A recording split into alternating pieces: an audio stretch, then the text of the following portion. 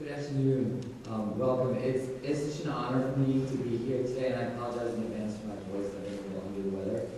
Um, but it's such an honor for me to be here today, not just because of the importance of the topic at hand, which I think all of us in this room recognize, um, um, but also because of the amazing colleagues that are here alongside me. I mean, as someone who's not yet even out of my grad program, and who, as a result, has not yet been tested in the fires of an AHA job interview.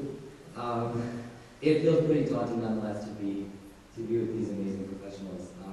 So I thank them for humoring me, and I thank you all, the audience, for that as well. The topic of my remarks: marriage right for human rights, gender, social justice, and marriage equality in the framing of the Universal Declaration. Came to me as a result of the work that I do with Eleanor Roosevelt's political papers during her years at the UN, when she was, of course, heavily engaged in building a canon for international human rights law as chair of the UN Human Rights Commission from 1946 to 1951. The most famous product of that very lengthy and tortuous process was what the Commission came to call its Universal Declaration. The 16th article of which stipulated that for men and women of full age, a right to contract marriage, to found a family, and to enjoy equal marital privileges therein was recognized by the international community. When read against the Declaration's second article, which holds that everyone is entitled to all the rights and freedoms that it sets forth without distinction of any kind, including sex, one can even begin to find support for gay marriage within the text of the Declaration itself. You know, of course, the real world is not that simple. It's a lot more complicated than that, which is why we're all here today. Now, as far as the marriage article goes, there's an incredibly long backstory to that history of how that article gains inclusion in the Universal Declaration, specifically, of which I deal with in a lengthy paper, but this is supposed to be a roundtable, so I wanted to just kind of summarize some of the chief points. But I do think that that history sheds light on the crucial work that women activists and feminist policymakers of the post-war era did in their own time to begin the process of converting civil marriage from an institution that discriminated against women into an institution that equalized their standing both within their communities and inside their relationships. Article 16 was an attempt to do just that, and it was spearheaded by two women in particular, one of which I think you probably heard of and one you may not have. And I think in at least that important way, Article 16, the history of it, furnishes an interesting historical precedent for what we're witnessing today.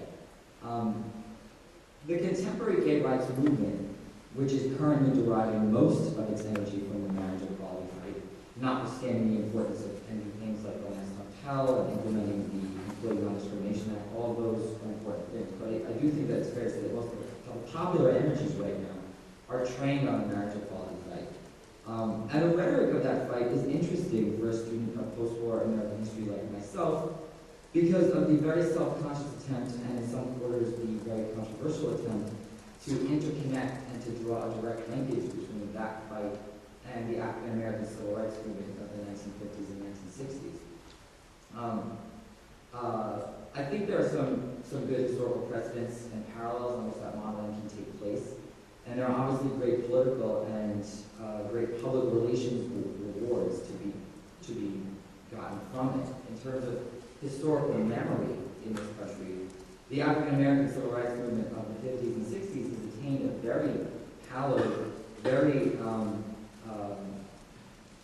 almost sacred place of regard and reputation with the general public. And so to invoke it not only connotes a purpose of impeccable repute in this country, but also one of nearly universally acknowledged moral authority and great emotional power. All of that is great, but as a usable past, I actually think we do ourselves a disservice if we overlook the feminist experience, both the first wave feminism and the second wave feminism, as a model, in that long before the LGBT community set about the task of publicly reimagining what familial normativity could mean or should mean, or what sexual normativity could mean or should mean, or what normal relationships look like, um, feminists were engaged in that prospect. And marriage equality was an important site of that imagining. Indeed, even long before there was an LGBT community such as we understand it today, feminists were engaged in bringing all of those questions to the process of rethinking what marriage was, and to mainstream politics. And part of that mainstream politics in the post-war era became the diplomatic politics at the UN. Now, obviously, the historical, there are problems there too. The historical memory of feminism and secondary feminism in particular conjures a very different set, and I would argue a much more ambivalent set of political images, memories, associations, and emotional reactions with the public than does the historical memory of the civil rights movement. And for that reason, I think that most of the messaging that's gone on is focused on one and not the other. But as a scholar, I don't think it's something we can ignore. One might say, in fact, that for women's rights activists at the early UN, priorities leading to adoption of the Universal Declaration of Human Rights focused almost exclusively on the attainment of civil marriage equality, a component of the story that raises the pertinence of the UN's other great female figure in its formative years, not just Eleanor Roosevelt, but also Claudia Bechra. She's an interesting woman. She was president of the National Women's Council in Denmark during the 30s and early 40s, and in that capacity she served as one of the country's film censors during World War II, when Denmark was under German occupation. She was well connected in Danish political circles, and in the post-war period she went on to marry one of Denmark's ambassadors before becoming one herself, to Iceland in 1949. And in between that time, she accomplished some of her life's greatest work by serving as a Danish delegate to the UN General Assembly, where she presided over the creation of a commission on the status of women that held equal rank with the far more famous Commission on Human Rights, where she became, as a surrogate, the lead sponsor and chief architect of the General Assembly resolution requesting member states to grant full equality to women, and where she spearheaded efforts to ensure that the UN's fledgling human rights program bore a strong women's rights component. It was in this capacity that she became heavily involved in negotiations surrounding the Universal Declaration, and how it was that she came to be the leading feminist champion of the Declaration article that would proclaim civil marriage equality to be a universal human right. For Eleanor Roosevelt, the organization's other great leader, female leader and political boss, such an article did not offend her sense of ideological commitment or feminist principle, but neither did it fire those instincts either.